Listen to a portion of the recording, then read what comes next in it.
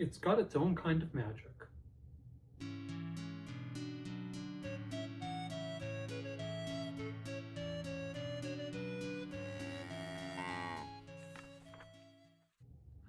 Hi everyone, I'm Jacob. I'm the CowHatLibrarian, and I had high hopes for this one. It is The Three Sisters, The Witch in the Tower by Júlia Sardà.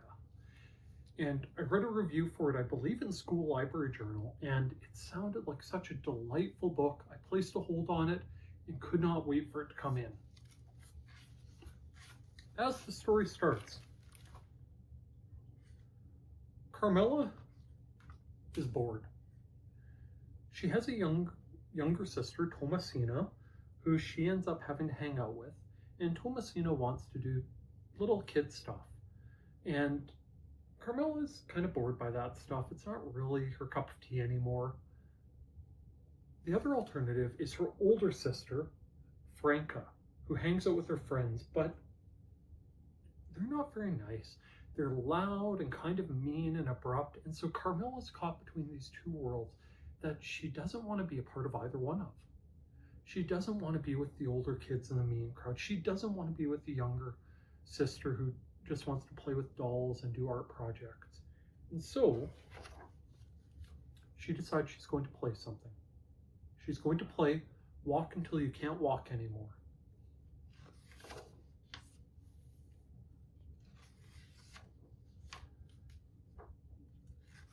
And in the course of her travels, she comes across a tower with a witch that lives there. The witch welcomes her to the tower, and when Carmela asks about calling home, the witch tells her, no, this is where you want to be.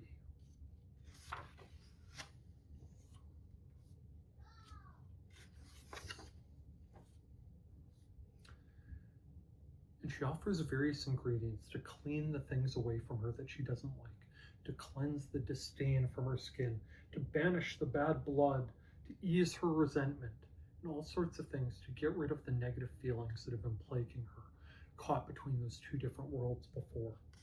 And the witch gets her to help brew a potion. And in the course of things, Carmela tells the witch about all the things going on in her life, the things she doesn't like about being with Franca, the things she doesn't like about being with Thomasina, the things she feels bad about. And in the course of things, they climb and see all the wonders of the tower. And ultimately,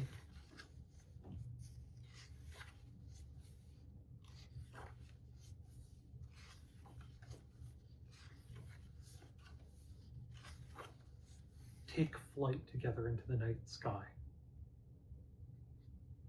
And Carmela sees all the things below them and sees the world in a much more manageable way. But before she leaves,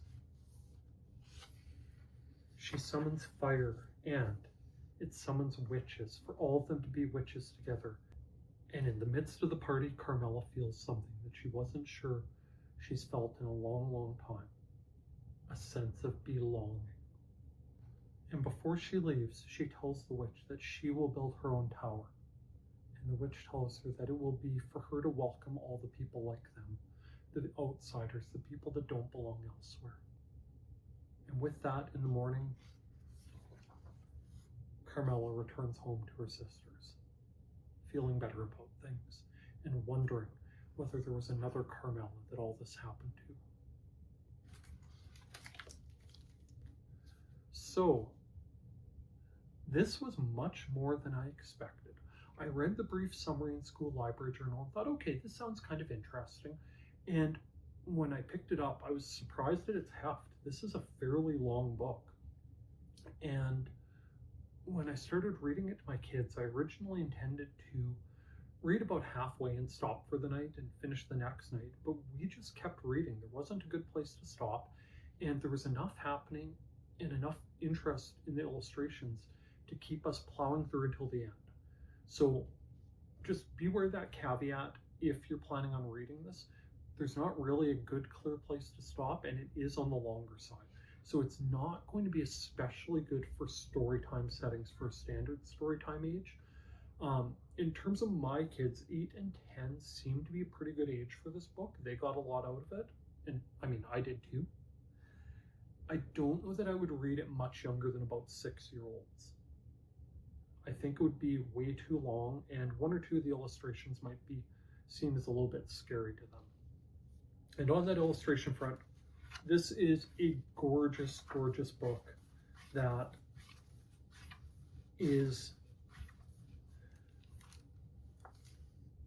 has art very, very reminiscent of 70s styles books.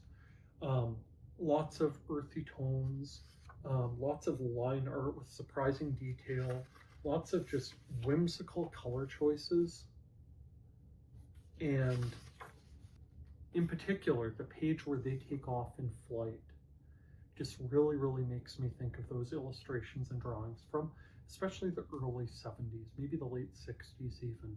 The overall story is quite good. The message of belonging is a really, really universal one. We've all been there. We've all been caught between 2 worlds. And I think it's especially strong here because it's a middle child story. The ones who don't get the attention for being the oldest, the ones who don't get the attention for being the babies, the ones who just make their way through life being one of the family.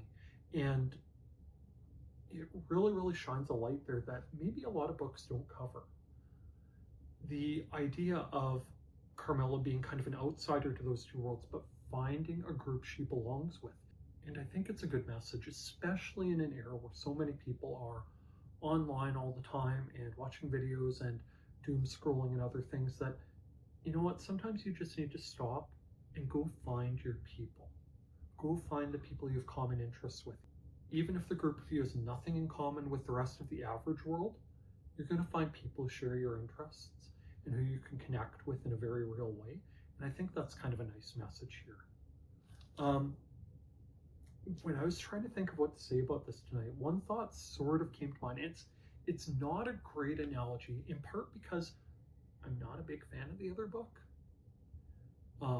Please don't take away my children's librarian cred for saying this, but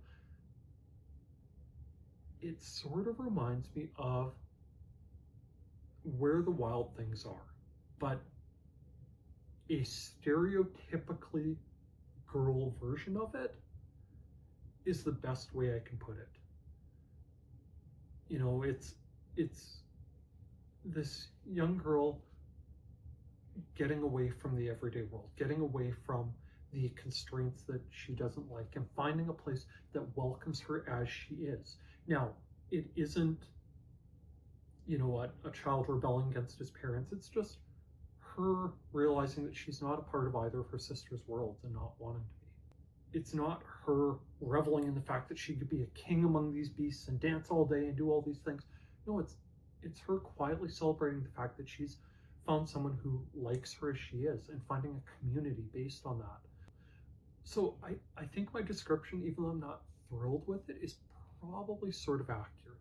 So if you sort of like the general idea of Where the Wild Things Are, minus the child rebellion, and you wanted a version that you'd be happy to share with your daughters and granddaughters and nieces, I think this is a really solid choice. If you were looking to pair it illustration-wise with something, I might be tempted to really, really switch it up and go with something of a slightly newer vintage, I guess.